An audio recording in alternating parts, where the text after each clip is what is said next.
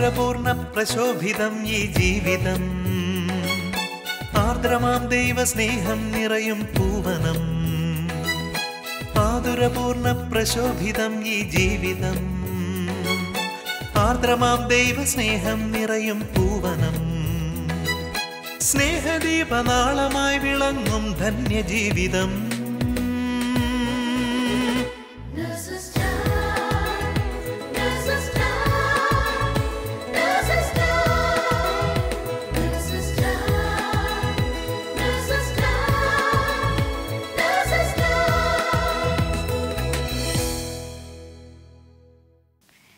ഈശോ മിശിഹായ്ക്ക് സ്തുതിയായിരിക്കട്ടെ.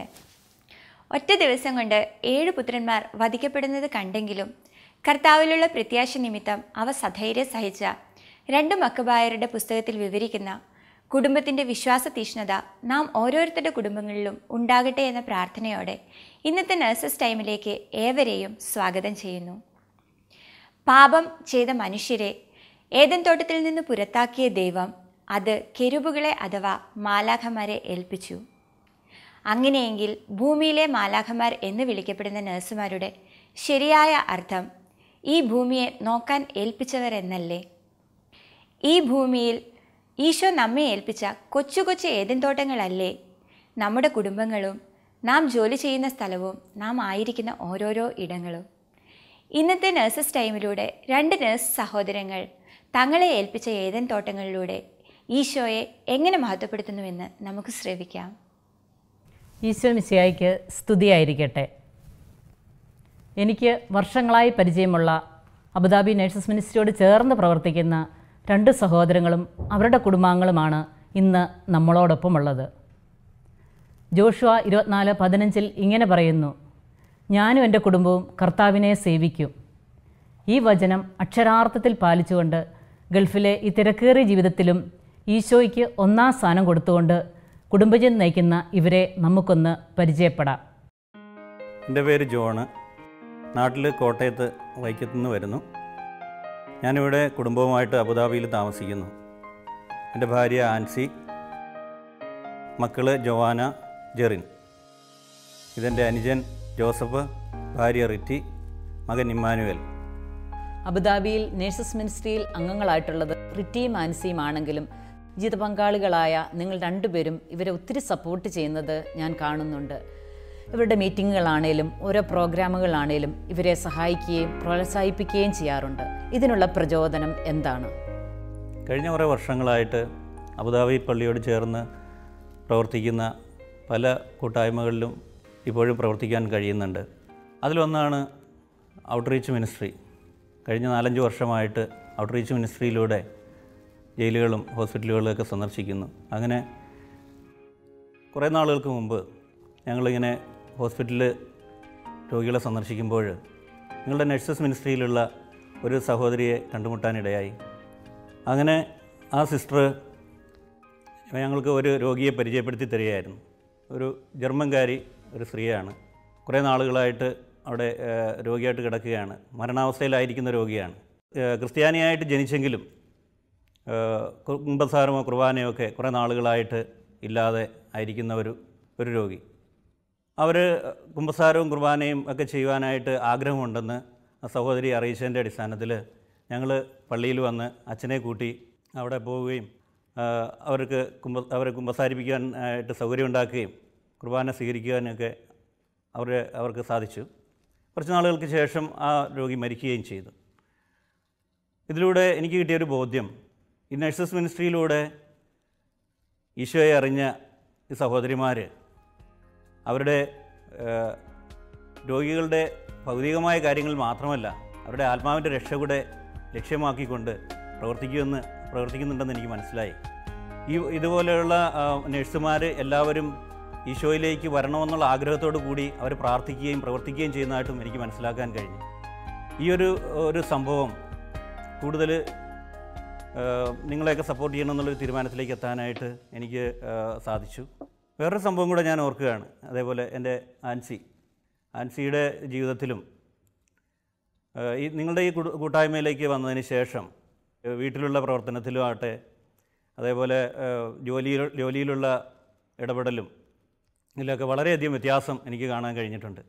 ഇങ്ങനെയുള്ള കാരണങ്ങളൊക്കെ കൊണ്ടാണ് ഞാൻ നഴ്സസ് മിനിസ്ട്രിയെ കൂടുതൽ സപ്പോർട്ട് ചെയ്യാം, ഇവരെയൊക്കെ സപ്പോർട്ട് ചെയ്യാമെന്നുള്ള ഒരു പ്രചോദനമായി തീർന്നത്. അത് ശരിയാണ്. ഇന്നത്തെ ഒട്ടുമിക്ക നേഴ്സുമാരും നേഴ്സിംഗ് പ്രൊഫഷനെ ഒരു പ്രൊഫഷൻ മാത്രമായിട്ടാണ് കാണുന്നത്.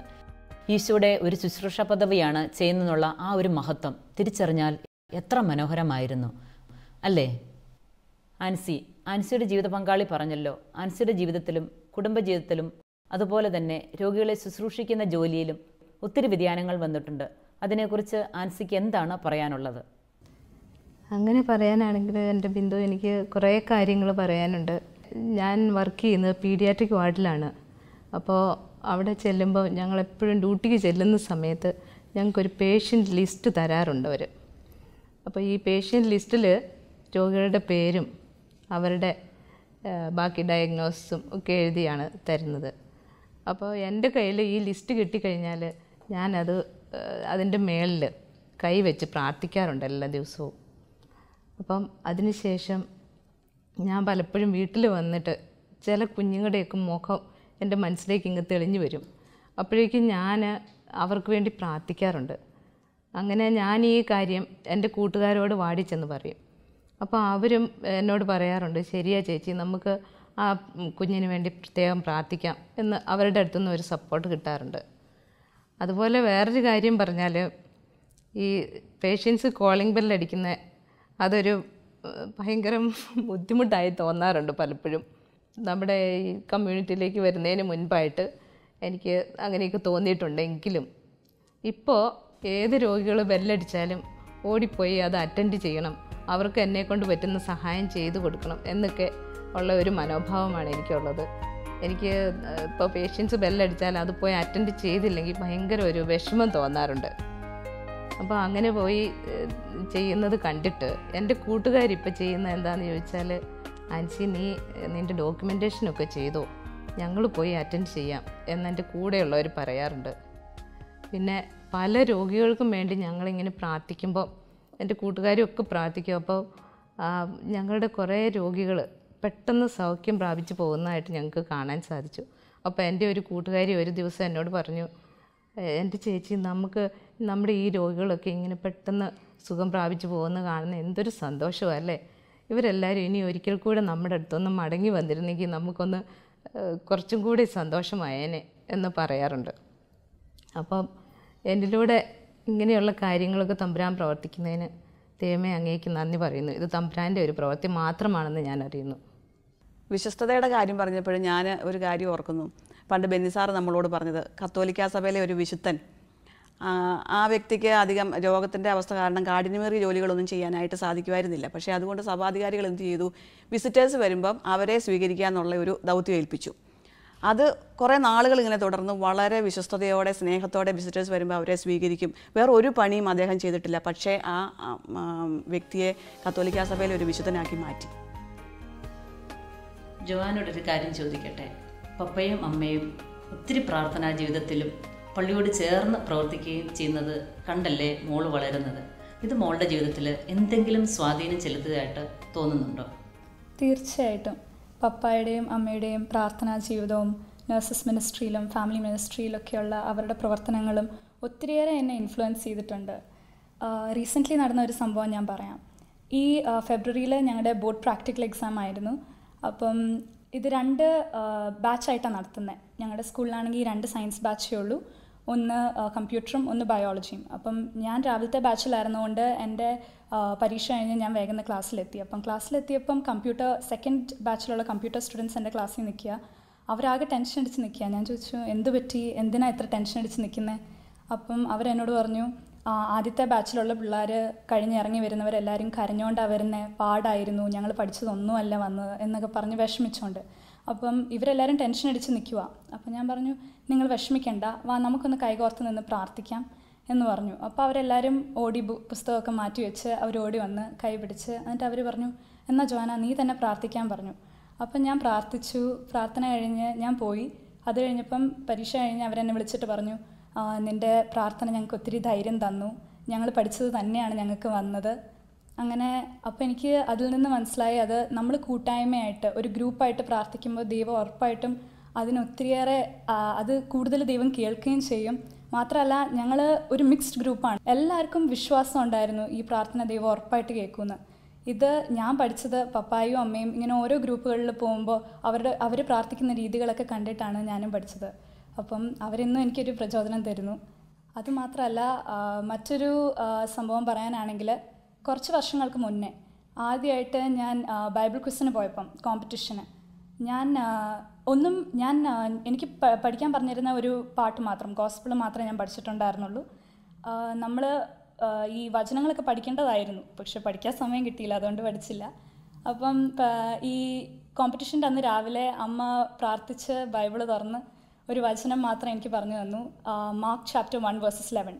അപ്പോൾ അത് മാത്രം മനസ്സിൽ വെച്ചുകൊണ്ട്, വേറെ ഒന്നും എൻ്റെ മനസ്സിലില്ല, ആ ഒരൊറ്റ വചനവും മനസ്സിൽ വെച്ചുകൊണ്ട് അവിടെ പോയിരുന്നു. ക്വിസ് മാസ്റ്റർ ചോദ്യങ്ങൾ ചോദിച്ചു. അതിൻ്റെ ഇടയ്ക്ക് ഒരു ക്വസ്റ്റ്യനായിട്ട് ഇട്ടൊരു ക്വസ്റ്റ്യൻ ഇതായിരുന്നു. അതിൻ്റെ ആ ഒരു വചനം പറഞ്ഞിട്ട് ഈ ഗോസ്പിൾ ഏതാണ്, ചാപ്റ്റർ ആൻഡ് വേഴ്സ് പറയാനായിരുന്നു. ആ കൂടെ ഉണ്ടായിരുന്ന ആ ഗ്രൂപ്പിലുള്ള ആർക്കും പറയാൻ പറ്റിയില്ല. അപ്പോൾ എനിക്ക് ഒത്തിരി സന്തോഷം തോന്നി. അമ്മ എനിക്ക് പറഞ്ഞു തന്നെ എനിക്കപ്പോൾ പറയാൻ പറ്റിയല്ലോ. പറയാൻ പറ്റിയെന്ന് മാത്രമല്ല, ഞങ്ങൾ പ്രൈസ് മേടിക്കുകയും ചെയ്തു. അതിൽ മോള് പറഞ്ഞത് ശരിയാണ്. ഇന്നത്തെ തലമുറ എന്തെങ്കിലും ചെറിയ പ്രശ്നങ്ങൾ വരുമ്പോൾ അവർ വളരെ ഡിപ്രസ്ഡ് ആകുകയും മറ്റു പല ചിന്തകളിലേക്കൊക്കെ പോവുകയും ചെയ്യാറുണ്ട്. ഇത് മറ്റുള്ളവർക്ക് ഒരു ഇൻസ്പിറേഷനാണ്. നിങ്ങൾ സ്കൂളിൽ എക്സാമിനൊക്കെ പോകുമ്പോൾ നിങ്ങൾ കൂട്ടുകാർ എല്ലാവരും കൂടെ ഒരുമിച്ച് ചേർന്ന് എക്സാമിന് മുമ്പ് ഒരു 5 മിനിറ്റ് പരിശുദ്ധാത്മാവിൻ്റെ അഭിഷേകത്തിന് വേണ്ടി പ്രാർത്ഥിക്കുമ്പോൾ അതിൻ്റെ പ്രതിഫലം വലുതാണ്. വലിയ അത്ഭുതങ്ങളും അടയാളങ്ങളും അവിടെ സംഭവിക്കും. മോൾക്ക് ഇത് മോളുടെ അനിയനോടും മറ്റുള്ളവരോടും എല്ലാവരോടും പറഞ്ഞു കൊടുക്കാൻ പറ്റുന്ന ഒരു കാര്യമാണ്. ജോവാൻ ചേച്ചിയോട് ഞാനൊന്ന് ചോദിക്കട്ടെ, കഴിഞ്ഞ വർഷം ജോവാൻ ചേച്ചി നോമ്പ് നോക്കിയായിരുന്നല്ലോ, അതിനെക്കുറിച്ചൊന്ന് പറയാമോ? എമ്മാനോ, അത് കഴിഞ്ഞ വർഷം എടുക്കാമെന്ന് തീരുമാനിച്ചത് തന്നെ പപ്പായും അമ്മയും ഫാസ്റ്റ് ചെയ്യുന്നതൊക്കെ കണ്ടിട്ടാണ്. അപ്പം ഈ ഒരു വർഷം മൊത്തം ഞാൻ അതായത് ഞങ്ങളുടെ തുടക്കം തൊട്ട് 12th തുടക്കം തൊട്ട് ഞങ്ങളുടെ ബോർഡ് എക്സാമിൻ്റെ അവസാനത്തെ ദിവസം വരെ ഞാൻ നോൺ വെജ് ഒന്നും കഴിക്കത്തില്ല എന്നൊരു തീരുമാനം എടുത്തു. എനിക്കും എൻ്റെ ബാച്ച്മേറ്റ്സിൻ്റെയും പരീക്ഷാ വിജയത്തിനായിട്ട് ഈശോയ്ക്ക് സമർപ്പിക്കാം എന്നുള്ള തീരുമാനത്തിൽ. എന്നിട്ട് ദൈവാനുഗ്രഹം കൊണ്ട് എനിക്കത് നന്നായിട്ട് തന്നെ എനിക്കത് തീർക്കുവാനും സാധിച്ചു. അതിൻ്റെ ഇടയ്ക്ക് ഒത്തിരിയേറെ പ്രലോഭനങ്ങളുണ്ടായി. ഒരു പാർട്ടി അല്ലെങ്കിൽ എന്തെങ്കിലും ഒരു ഫെസ്റ്റിവലോ എന്തെങ്കിലും വന്നു കഴിഞ്ഞാൽ അപ്പോൾ പപ്പായും അമ്മയും പറയുമായിരുന്നു, എടി സാരമില്ല, ഒന്നും ചോദിക്കത്തില്ല, ആരും ചോദിക്കത്തില്ല, നീ കഴിച്ചോളാൻ പറയുമായിരുന്നു. പക്ഷെ ഞാൻ പറഞ്ഞു, ഇല്ല, എടുക്കുമ്പോൾ ആത്മാർത്ഥതയോടെ എടുക്കണമല്ലോ എന്ന് പറഞ്ഞ് ഞാൻ എടുക്കുമായിരുന്നു. മാനേജറിൻ ഇവർ ഇങ്ങനെ തിരക്കാവുമ്പോൾ നിങ്ങളുടെ ജീവിതത്തിൽ എന്തെങ്കിലും കുറവ് വരുന്നതായിട്ട് തോന്നിയിട്ടുണ്ടോ? അതായത് നിങ്ങളുടെ കൂടെ ഇരിക്കുന്നില്ല, അല്ലെ കൂടെ ഇരുന്ന് പഠിപ്പിക്കുന്നില്ല എന്നുള്ള ഒരു കുറവ്. അങ്ങനെ എനിക്ക് ഒരിക്കലും തോന്നിയിട്ടില്ല. എല്ലാ ദിവസവും രാവിലെ സ്കൂളിൽ പോകുന്നതിന് മുമ്പ് പപ്പായും അമ്മയും എൻ്റെ തലയിൽ കവിച്ച് പ്രാർത്ഥിച്ചിട്ടാണ് വിടാറുള്ളത്. അത് കാരണം ഇതുവരെ എനിക്ക് എൻ്റെ എല്ലാ എക്സാമിലും നല്ല മാർക്കോടുകൂടെ പാസ്സാകാനും പറ്റിയിട്ടുണ്ട്. ഞാൻ ഇതുവരെ ഒരു സബ്ജക്റ്റിന് പോലും ട്യൂഷന് പോയിട്ടില്ല.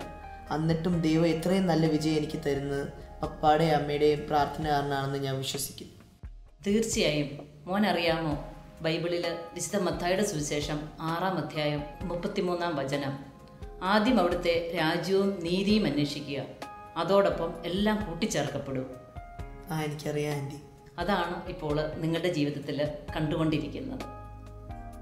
ഇമ്മാനുവലിനോട് ഇനി ഞാൻ ചോദിക്കട്ടെ, ബിന്ദു ആൻറ്റി കേട്ടിട്ടുണ്ട് നിങ്ങൾ കുടുംബ പ്രാർത്ഥന കഴിയുമ്പോൾ ദൈവവചനം കോട്ട് ചെയ്ത് കൊച്ചു കൊച്ചു പ്രാർത്ഥനകൾ ചെല്ലുന്നതായിട്ട്. അതിലേതെങ്കിലും 2 പ്രാർത്ഥന ഒന്ന് ഇപ്പോൾ ചെല്ലാമോ?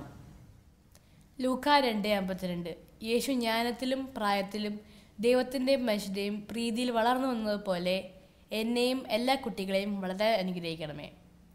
1 യോഹന്നാൻ 1:7, അവിടുത്തെ പുത്രനായ യേശുവിൻ്റെ രക്തം എല്ലാ പാപങ്ങളിൽ നിന്നും നമ്മെ ശുദ്ധീകരിക്കുന്നു. ഈശോയെ, അങ്ങയുടെ തിരു രക്തത്താൽ ഞങ്ങളെ കഴുകി ശുദ്ധീകരിക്കണമേ. Very good. മോനെ ആരാണ് ഈ കൊച്ചു കൊച്ചു പ്രാർത്ഥനകൾ ചൊല്ലി പഠിപ്പിച്ചത്? അമ്മയാണ് ഈ പ്രാർത്ഥനകളെല്ലാം എന്നെ പഠിപ്പിച്ചത്. അമ്മ നഴ്സസ് മിനിസ്ട്രിയിൽ പോകാൻ തുടങ്ങിയതിന് ശേഷം ഈ വചനങ്ങളൊക്കെ എന്നെ പഠിപ്പിക്കുകയും ഞാൻ സ്കൂളിൽ നിന്ന് തിരിച്ചു വരുമ്പോൾ ഈ വചനങ്ങളൊക്കെ ഭിത്തികളിൽ ഒട്ടിച്ചു വെച്ചിരിക്കുന്നത് ഞാൻ കാണാറുണ്ട്. ചില ദിവസങ്ങളിൽ ഞങ്ങൾ ഇത് വായിക്കുകയും പ്രാർത്ഥിക്കുകയും ചെയ്യാറുണ്ട്. അതുകൊണ്ടല്ലോ ബിന്ദു, പണ്ടൊക്കെ നമുക്ക് സമയം കിട്ടുമ്പോഴത്തേക്കും TV കാണും, അല്ലെങ്കിൽ ഫേസ്ബുക്കിൽ കൂടെയൊക്കെ സമയം കളയും, അങ്ങനെയൊരു സ്വഭാവമായിരുന്നു. പക്ഷേ ഈ മിനിസ്ട്രിയിലേക്കൊക്കെ വന്ന് ദൈവവചനത്തിൽ കൂടുതൽ ആഴപ്പെട്ടപ്പം സമയം കിട്ടുമ്പോൾ സമയം കിട്ടണമെന്നില്ല, ഇപ്പം നമ്മൾ അടുക്കളയിൽ ഒരു പണിയൊക്കെ ചെയ്യുമ്പോഴത്തേക്കാണെങ്കിൽ പോലും വചനങ്ങൾ കേൾക്കുന്ന ഒരു സ്വഭാവം എനിക്ക് അത് ദൈവത്തിൻ്റെ ഒരു കൃപ കൊണ്ട് കിട്ടിയിട്ടുണ്ട്. അപ്പോൾ അങ്ങനെ ഒരിക്കലും ഞാൻ പനക്കലച്ചൻ്റെ ഒരു ടോക്ക് കേൾക്കാനായിട്ടിടയായി. അപ്പോൾ അച്ഛൻ അതിനകത്ത് നമ്മുടെ ലൂക്കായുടെ സുവിശേഷം 10-ാം അധ്യായം 19-ാം തിരുവചനം പറയുന്നുണ്ടല്ലോ, ഇതാ പാമ്പുകളുടെയും തേളുകളുടെയും ശത്രുവിൻ്റെ സകല ശക്തികളുടെയും മീതെ ചവിട്ടി നടക്കാൻ നിങ്ങൾക്ക് ഞാൻ അധികാരം തന്നിരിക്കുന്നു, ഒന്നും നിങ്ങളെ ഉപദ്രവിക്കുകയില്ലെന്ന്. അതായത് എല്ലാ അന്ധകാര ശക്തികളുടെയും മീതെ ചവിട്ടി നടക്കാൻ നമുക്ക് ദൈവം അധികാരം തന്നിരിക്കുന്നു എന്നുള്ള ഒരു വചനം.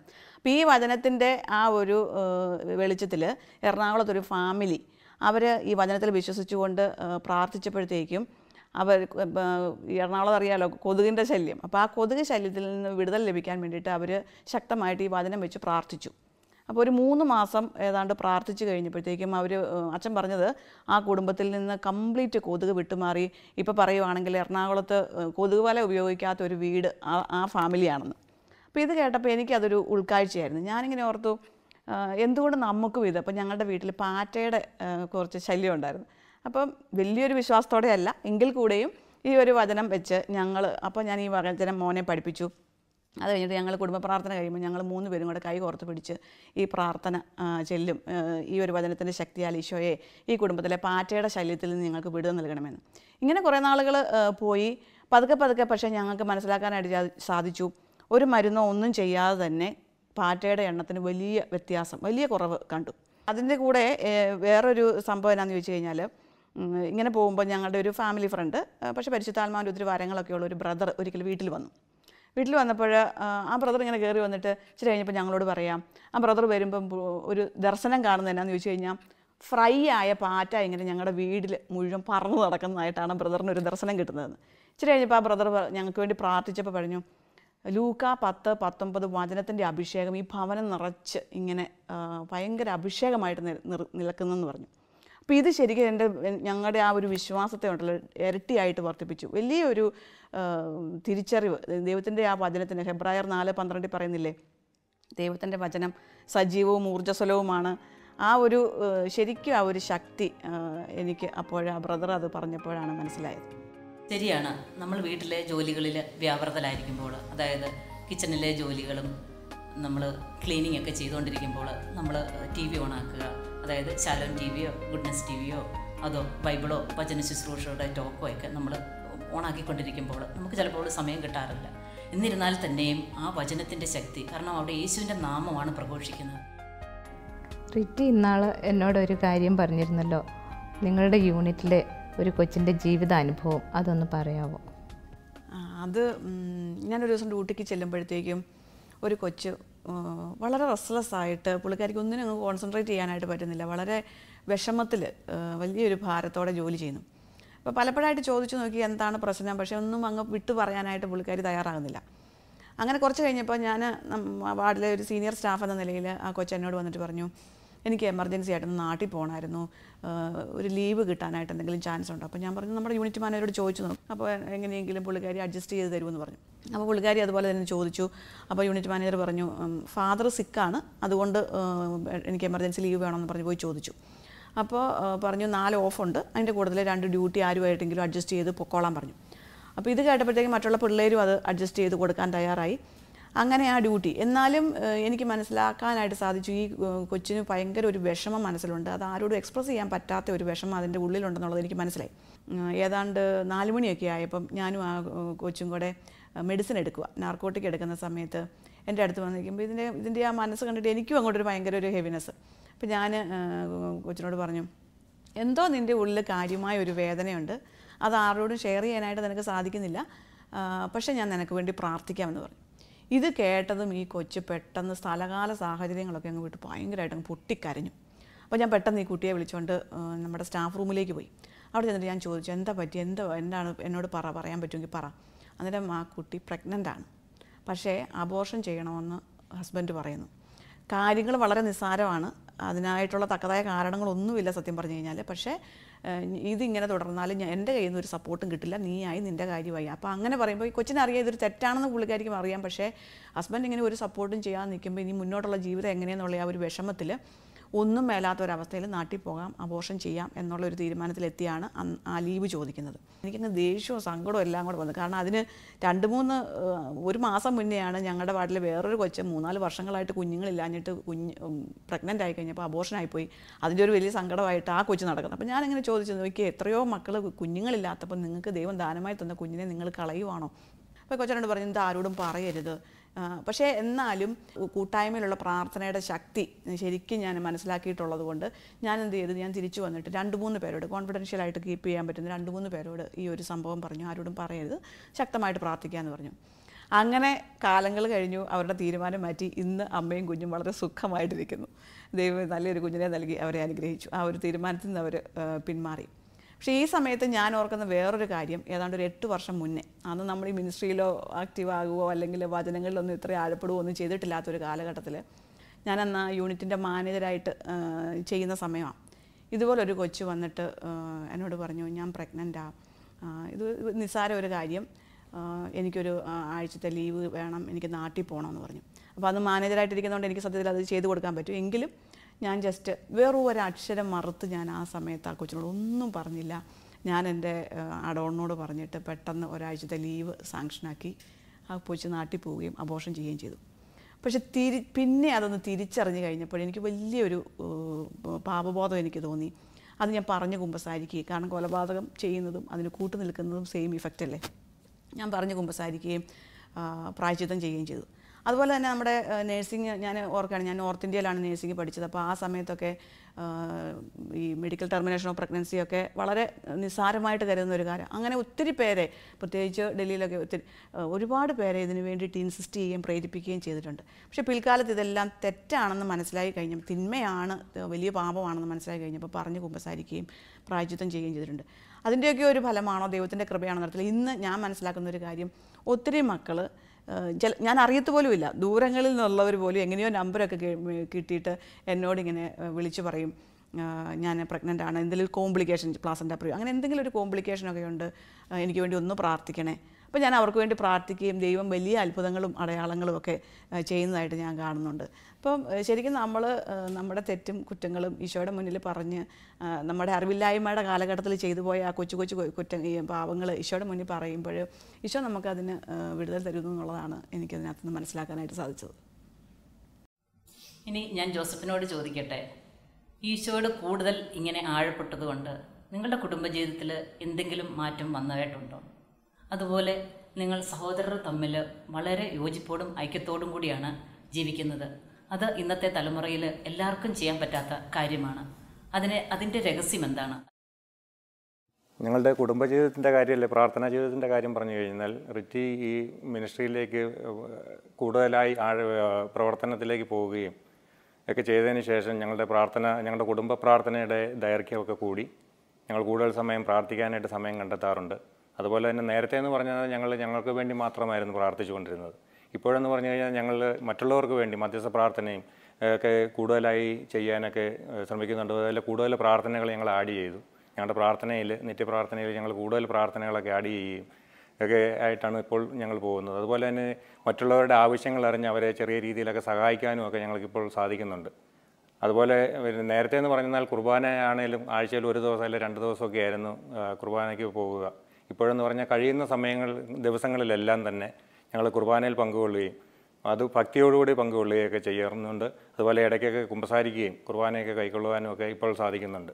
പിന്നെ സഹോദര സ്നേഹത്തെക്കുറിച്ച് പറഞ്ഞു കഴിഞ്ഞാൽ, ഞങ്ങൾ 2 കുടുംബവും ഈശോയിൽ ആശ്രയിച്ചുകൊണ്ട് മുന്നോട്ട് പോകുന്നതുകൊണ്ട് ഞങ്ങൾക്ക് എന്തെങ്കിലും കുറവുകൾ വന്നാലും അത് പരസ്പരം ക്ഷമിക്കുവാനും സഹിക്കുവാനും ഒക്കെ സാധിക്കുന്നുണ്ട്. കാരണം ഇപ്പോൾ ഞങ്ങളുടെ മക്കളൊക്കെ ഇത്രയും പ്രായമായപ്പോഴും ഞങ്ങൾ വളരെ ഐക്യത്തോടു കൂടിയാണ് ഇപ്പോഴും പോകുന്നത്. എന്ത് പ്രശ്നമുണ്ടെങ്കിലും ഞങ്ങൾ പരസ്പരം അതിനെക്കുറിച്ച് ഡിസ്കസ് ചെയ്യുകയും ഈശോയോടും മറ്റുള്ള എൽഡേഴ്സിനോടും ഒക്കെ അഭിപ്രായങ്ങൾ ചോദിക്കുകയൊക്കെ ചെയ്തിട്ടാണ് ഞങ്ങൾ ഓരോ തീരുമാനങ്ങളും എടുക്കാറുള്ളത്. ഇതിനെല്ലാം മെയിനായിട്ടുള്ള കാരണം ഞങ്ങൾ ഈശോയിൽ ആശ്രയിച്ചുകൊണ്ട് മുന്നോട്ട് പോകുന്നത് കൊണ്ടാണ് എന്നാണ് ഞങ്ങളുടെ വിശ്വാസം. സങ്കീർത്തനം 133 ഇങ്ങനെ പറയുന്നു, സഹോദരർ ഏക മനസ്സായി ഒരുമയോടെ വസിക്കുന്നത് എത്ര വിശിഷ്ടവും സന്തോഷപ്രദവുമാണ്. അവിടെയാണ് കർത്താവ് തൻ്റെ അനുഗ്രഹവും അനന്തമായ ജീവനും പ്രദാനം ചെയ്യുന്നത്. ഇവരുടെ അനുഭവത്തിലൂടെ നമ്മൾ കണ്ടുകൊണ്ടിരിക്കുന്നതും അതുതന്നെയല്ലേ. ഇനി നമ്മളെ കേട്ടുകൊണ്ടിരിക്കുന്ന പ്രേക്ഷകരോട് എന്താണ് നിങ്ങൾക്ക് പറയാനുള്ളത്? എന്നെ കേൾക്കുന്ന സഹോദരങ്ങളെ,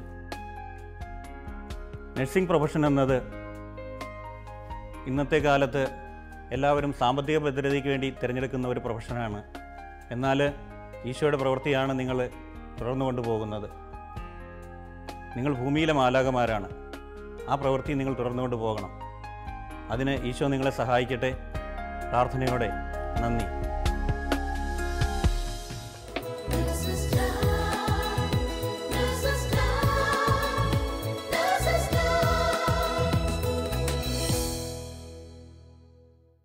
ഈശോയുടെ കൂട്ടുവേലക്കാരായി ഈ കുടുംബങ്ങളെ അവിടുന്ന് ഉപയോഗിച്ചതിനെ ഓർത്ത് സ്നേഹനാഥന് നന്ദി പറയുന്നതിനോടൊപ്പം നമ്മുടെ കുടുംബങ്ങളെ ക്രിസ്തു കേന്ദ്രീകൃതമാക്കാൻ നമുക്ക് പരിശ്രമിക്കാം. വിശുദ്ധ മത്തായിയുടെ സുവിശേഷത്തിൽ കുഷ്ഠരോഗിയെ തൊട്ട് സൗഖ്യപ്പെടുത്തുന്ന ഈശോയെ ഉപമിച്ചുകൊണ്ട് ഫ്രാൻസിസ് മാർപ്പാപ്പ നഴ്സുമാരോടായി ഇപ്രകാരം പറഞ്ഞു: നിങ്ങളിൽ ഓരോരുത്തരിലൂടെയും ഇന്ന് ക്രിസ്തു പ്രവർത്തിക്കുന്നു. ഇത് കേട്ട് അഹങ്കരിക്കാനല്ല, മറിച്ച് ഈശോയെപ്പോലെ ജീവിക്കുവാനും മറ്റുള്ളവരെ തന്നേക്കാൾ ഉപരി സ്നേഹിക്കുവാനുമായി നമുക്കിതോർക്കാം. അതിനുള്ള കൃപയ്ക്കായി ലോകമെമ്പാടുമുള്ള എല്ലാ നഴ്സുമാരെയും അവരുടെ കുടുംബങ്ങളെയും പരിശുദ്ധ അമ്മയുടെ വിമല ഹൃദയം വഴി ഈശോയ്ക്ക് സമർപ്പിച്ചുകൊണ്ട് നമുക്ക് പ്രാർത്ഥിക്കാം. ഓരോ നഴ്സും ഒരു വിശുദ്ധനാകട്ടെ, ഒരു വിശുദ്ധയാകട്ടെ. ദൈവമാതാവും ഞങ്ങളുടെ അമ്മയുമായ കന്യകാമറിയമേ, ഫാത്തിമാനാഥേ, എന്നെയും എൻ്റെ കുടുംബത്തെയും തിരുസഭയെയും മാനവകുലത്തെയും ലോകമെമ്പാടുമുള്ള നേഴ്സുമാരെയും അങ്ങേ വിമല ഹൃദയത്തിന് പ്രതിഷ്ഠിക്കുന്നു. അങ്ങേ ശക്തിയുള്ള സംരക്ഷണത്തിൽ ഞങ്ങളെ കാത്തുകൊള്ളണമേ. ആത്മീയവും ശാരീരികവുമായ സകല അപകടങ്ങളിലും ക്ലേശങ്ങളിലും നിന്ന് ഞങ്ങളെ രക്ഷിച്ചു കൊള്ളണമേ. എല്ലാറ്റിലും ദൈവേഷ്ടം കണ്ടെത്തി നിറവേറ്റുവാനും യേശുവിൻ്റെ തിരുഹൃദയത്തിന് പ്രീതികരമായ വിധത്തിൽ ജീവിച്ച് സ്വർഗഭാഗ്യത്തിൽ എത്തിച്ചേരുവാനും കാരുണ്യനാഥേ, ഞങ്ങളുടെ സ്നേഹമുള്ള അമ്മേ, ഞങ്ങളെ സഹായിക്കണമേ. ആമേൻ. ഒരു വാക്കു ചൊല്ലാൻ, ഒരു നോക്കു കാണാൻ, യേശുവേ നീ വരുമോ? എന്നോടു ചേരാൻ, എന്നുള്ളിൽ വാഴാൻ, എന്നരികിൽ നീ വരുമോ? എത്ര നാളായി ഞാൻ കൊതിപ്പൂ നിന്നോടൊന്നായി ചേർന്നിടുവാൻ, വൈകാതെ വന്നിടണേ ആത്മദായക. ഒരു വാക്കു ചൊല്ലാൻ, ഒരു നോക്കു കാണാൻ, യേശുവേ നീ വരുമോ? എന്നോടു ചേരാൻ, എന്നുള്ളിൽ വാഴാൻ,